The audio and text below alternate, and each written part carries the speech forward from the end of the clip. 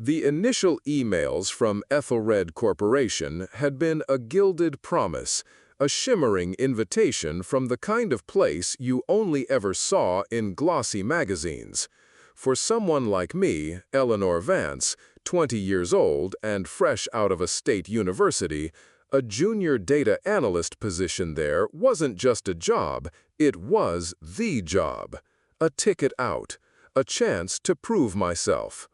I walked into that lobby on my first day, jaw probably hanging a little, trying to look composed, but I remember thinking, this is it. This is where I start. The place itself was grand, seriously grand. Glass and steel, polished marble floors that reflected the ridiculous chandeliers like a second inverted cityscape. Everything hummed with a low, controlled energy. Ethelred didn't just operate, it existed on a different plane. I spent my first few weeks just trying to get my bearings, learning the internal systems, the endless spreadsheets, the sheer staggering volume of data that flowed through this place every single day. Most of it was just numbers, figures, projections, stuff I understood, stuff I was good at. Eventually, they gave me access to some of the archived financial records. Routine stuff, they said, just cross-referencing old budgets with current expenditures, looking for anomalies, inefficiencies, standard practice. So there I was, late one Tuesday afternoon, staring at columns of figures, my eyes probably a bit glazed over from the screen glare. My cubicle was quiet, most people had packed up, but I had a deadline, and a need to impress. I scrolled down, past millions allocated to corporate philanthropy, hundreds of thousands for advanced technological research, and then I saw it. A line item for historical physical restoration.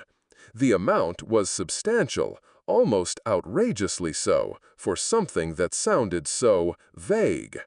I paused, my cursor hovering over the cell. It was just a phrase, I thought, maybe some old property, a historical building they owned. But then, as I stared, a flicker. A tiny, almost imperceptible shift on the screen. The text in the cell, historical physical restoration, seemed to shimmer, momentarily replaced by two other words, soul harvesting. My breath hitched, I blinked hard, and it was instantly back to historical physical restoration. What the hell? I mumbled, leaning closer to the screen. My eyes were burning, probably from staring at pixels for so long. Maybe it was just the refresh rate, a glitch, or maybe I was just seeing things. Weeks of late nights, caffeine, the constant pressure to perform. It made sense. I rubbed my temples, exhaling slowly. Right, just tired. Definitely just tired. I forced myself to scroll on, but the image, that split-second flash, clung to the edges of my vision. Truth be told, the coffee situation at Ethelred was pretty good, free, unlimited, and surprisingly decent. After a particularly grueling budget meeting the next day, a session that had felt less like a discussion and more like an endurance test, I practically stumbled back to my desk. I poured myself a fresh cup, hot and dark, and set it down precisely where I always did, on the coaster, right next to my mousepad. It was a small ritual, a tiny anchor in the day. I took a deep breath, scrolled through a few emails, trying to process the absolute torrent of information from the meeting. When I reached for my cup a few minutes later, my fingers brushed against empty air. My eyes darted down. The cup, still steaming, still exactly how I wanted it, had moved. Just an inch, maybe an inch and a half. It wasn't a lot, but it was enough to be off. I looked around. Sarah, in the next cubicle, was still at her desk, headphones on, typing away. No one else was close enough. No one had walked by. And honestly, who would even bother? Why would they? Then a sudden shiver. Not the kind that comes from the office AC, which, by the way, was set to a perfectly comfortable temperature. This was different. A coldness that seemed to ripple up my spine, prickling my skin just at the nape of my neck. I squeezed my eyes shut, then opened them again, trying to shake the feeling. I picked up the coffee, my hand trembling just a little. Took a big gulp. The warmth was comforting, initially, but as I swallowed, a strange aftertaste coated my tongue. Metallic, coppery almost, like old blood or iron. I put the cup down quickly, staring at it as if it might explain itself. My throat felt tight. No, it was probably just the cheap milk, or maybe the coffee machine needed cleaning. Yeah, that had to be it.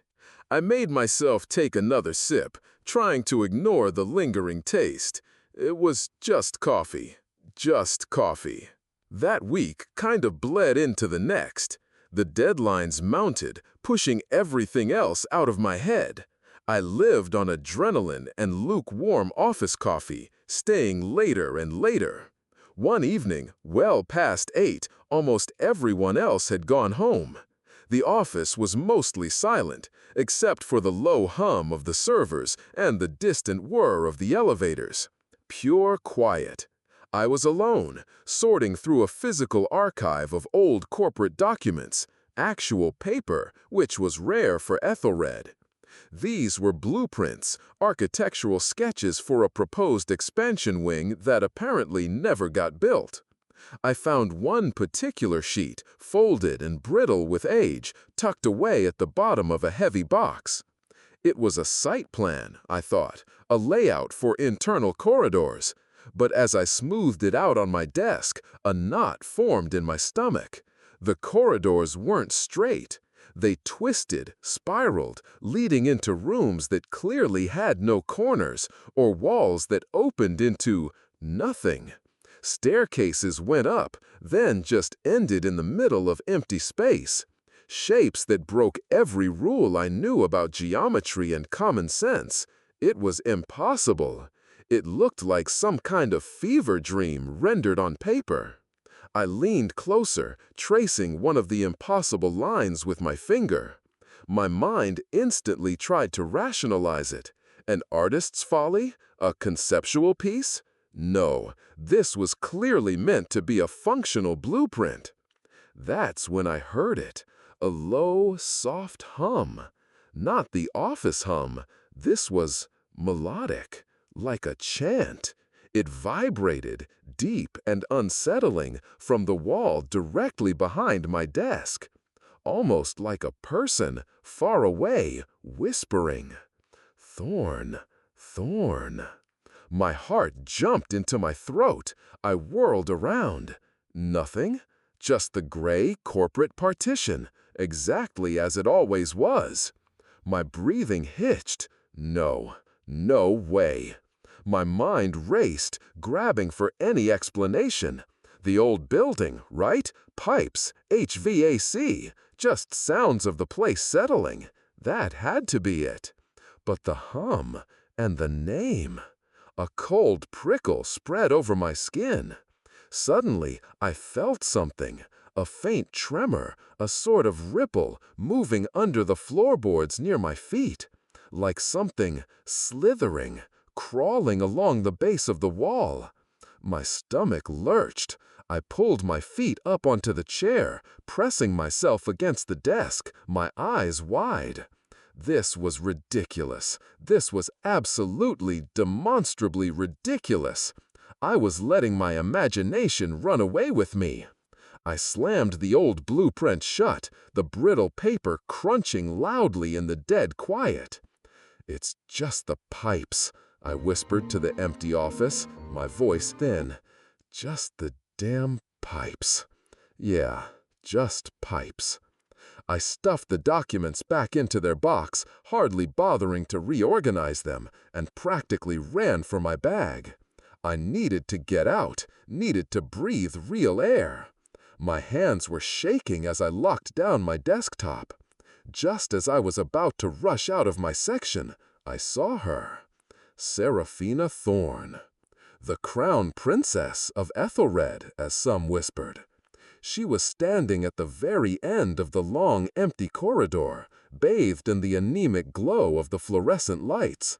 She was always perfectly composed, always elegant, but tonight was different.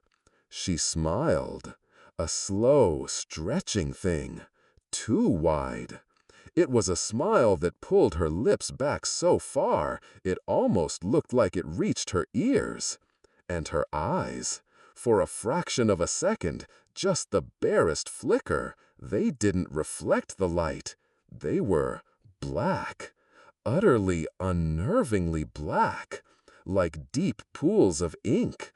And then, just as quickly, they snapped back to their usual dazzling green. She didn't speak. She just tilted her head slightly, that unnaturally wide smile still plastered on her face, and gave a small, almost imperceptible nod. My blood ran cold. My mind screamed. She had seen me with those documents, had maybe heard the sounds. She knew. A profound sense of being watched, of being completely vulnerable and observed, washed over me. The air around her seemed to thicken, pressing down. It was cold suddenly, a bone-deep chill that had nothing to do with the AC. I hugged my bag tighter, my heart hammering against my ribs, and practically sprinted down the opposite side of the hallway, desperate to avoid her gaze, her presence. I didn't breathe until I was safely in the elevator, the doors hissing shut, sealing me away from her. From the corridor, from whatever the hell that thing on the blueprint was, and the whispers, and the cold. I got home, my small apartment a welcome cocoon of familiarity after the pristine, alien vastness of Ethelred. I locked the door, pulled the blinds shut, almost fumbling with the keys. I flipped on every light. The soft glow of my living room, the comforting clutter of my books and worn furniture was a balm. Just relax, Eleanor, I told myself, trying to slow my ragged breathing. You're just stressed out, overworked. I walked into the bathroom, flicked on the light, and splashed cold water on my face. The mirror fogged slightly, then cleared. I looked at myself, my hair messy, eyes wide, and a bit bloodshot. I looked normal, just tired. So tired. And then it happened. My reflection in the mirror. In that split second, before my own conscious mind could register it, before my facial muscles could move, my reflection's lips stretched, wide, unnaturally wide, just like Seraphina Thorne's. A chilling, impossible smile that tugged at the corners of my reflected mouth. An expression of something cold, something utterly wrong. Then it was gone. Just my own face, my own tired, trembling face, staring back. My heart seized. No, not tired eyes, not stress. This wasn't some trick of the light or my imagination running wild. This was a crack, a fissure. Something had seeped in. Something had touched me. The horror wasn't just in the building. It was no longer confined to the walls of Ethelred Corporation.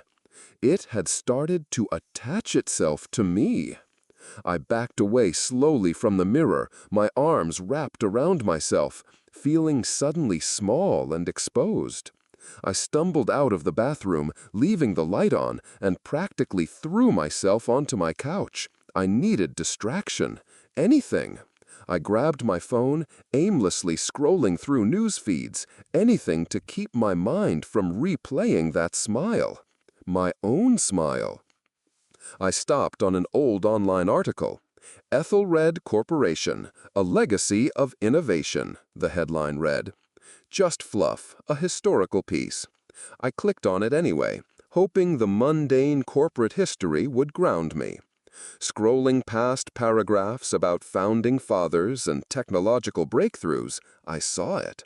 A black and white photograph of Ethelred's main building, still under construction, decades ago. And below it, a zoomed-in detail shot. It showed the exposed foundation, massive concrete blocks reaching into the earth. Etched into them, carved deep into the stone, were symbols. Intricate, swirling patterns and lines, ancient-looking glyphs. They were unmistakable. They were the very same impossible twisting designs I had seen on that old, discarded blueprint just hours earlier. My blood ran cold again, colder than anything I'd felt in the office. Beneath the zoomed-in picture, a small caption. These symbols, dating back centuries, remain intact on the main building's foundation, hidden from plain sight. Hidden from plain sight for centuries. I dropped the phone onto the couch cushion. It wasn't just a building. It wasn't just a corporation. It was something old. Something that had been there, lurking, on the very foundations of this elegant, powerful place, long before anyone like me even existed. And now, I had somehow seen it. I had opened something I should have left alone. The terrifying reality began to settle in. I had just started my dream job, and I was already caught in something ancient, something that had been waiting. The following weeks were a grind. That last night with Serafina and the blueprint, it had messed me up more than I wanted to admit. I spent my days going through the motions, staring at spreadsheets, trying to push away that chilling image of her smile, of my own reflected face. I told myself it was stress, just exhaustion. Ethelred just had a way of getting to you, I guess. The sheer weight of its history, its money, its everything. But the things I'd seen, the things I'd felt, they clawed at the edges of my mind. I couldn't just forget them. Not really. So there I was, a few days later, trying to bury myself in work, trying to be a good, diligent data analyst. The company servers were always a maze of old and new, and I was trying to pull up a legacy data folder. Something about ancient land deeds and property acquisitions, another mundane task. As I scrolled through the digital files, I came across a scanned document. It was mostly blank, faded. But in the margin, scrawled in a thin, elegant hand, almost faded but still legible, were the words, "Thorn Family Genealogy, Trace the Roots." My breath hitched. Thorn. Serafina Thorn. That name seemed to hum in the back of my mind now, a quiet, unsettling buzz. I paused, my finger hovering over the search bar of the internal system. Just a name, a common enough name, probably, and I was supposed to be looking at land deeds, not old family trees. But the impulse was there, a prickling curiosity that felt less like an academic interest and more like an itch under my skin. I typed "Thorn Family" into the search bar. The moment my finger hit enter, the fluorescent work light above my cubicle flickered. Not off, not completely, just a frantic dance of on and off, a stuttering, buzzing thing that made my eyes ache. Like a moth caught in a jar, it just kept going, throwing weird, disjointed shadows around my workspace. "Oh, for God's sake," I muttered, leaning back. Just another malfunction. Ethelred was ancient, sure, but this kind of thing happened all the time. For a corporation so focused on the future, their infrastructure certainly had its moments. I reached up, gave the lamp head a light tap. It settled, the buzzing quieted, the light, blessedly, became steady. "You'd think a company this big would have a better maintenance team," I mumbled to myself. I glanced around. No one seemed to notice. Most people were already gone, heading for whatever elaborate, expensive after-work plans they had. I was alone, again, as usual. It was another one of those late nights. The endless spreadsheets and reports bled into each other. I'd been staring at numbers for so long, my vision felt blurry. I needed a break, a mental palate cleanser. Idly, I opened my personal cloud drive on the work computer. I know, stupid of me, absolutely against policy, but I needed something familiar, something that felt mine. I scrolled through old photos, looking for a bit of comfort. Pictures of my small apartment, my friends from college, silly selfies. And then I stopped on one. It was a photo of my mom. She'd passed a few years ago, and I often looked at this particular picture. It was a sunny day, captured forever in the blur of a cheap camera, in our old backyard full of wild flowers she adored. She was smiling, her arm around me, showing off a rose she'd just pruned. I remembered that day so vividly, everything about it. Her laugh, the smell of the earth. I leaned closer to the screen, a small smile touching my lips. My mom. God, I missed her. Then the smile faltered. My eyes, tired as they were, caught something. A dark, winding line on her left wrist. Something intricate, looping, almost like a serpent, a snake. "That's weird," I said out loud, the sound surprisingly loud in the hushed office. "I don't remember Mom having a snake tattoo." Mom? Getting a tattoo? No, no way. She hated needles, and she was always so particular about, well, everything. A tattoo, let alone something like that, just wasn't her. It was too stark, too out of place. Had I just never noticed? Was it a trick of the light? I squinted, trying to make it out better, but the photo was old, low resolution. And right then, as I stared at that impossible mark on my mother's wrist, I felt it. A soft touch on my left shoulder. Light, feather light. So light it was almost like a wisp of cold air, but it lingered. A distinct pressure. My heart hammered, my breath caught in my throat. I froze. Slowly, painstakingly, I turned my head. Nothing. The cubicle behind me was empty, the partitions gleaming faintly under the low light. The aisle was deserted. No one was there. No one. A shiver, colder than any office AC, raked down my spine. And a smell, sharp, like ozone after a lightning strike, mixed with something else. Something metallic, like the coffee from last week, but stronger. It hung in the air for a second, then faded, leaving behind only the stale corporate scent of dust and cleaning solution. My hands flew to my shoulders, rubbing them, as if to erase the memory of that touch. It was nothing, just my imagination, my mind playing tricks on me because I was tired. Or maybe that weird smell is getting into the vents. Yeah, something in the vents. Always with the rationalizing. My brain was working overtime, trying to find a normal explanation for all the wrong things. I needed to clear my head, get some cold water on my face.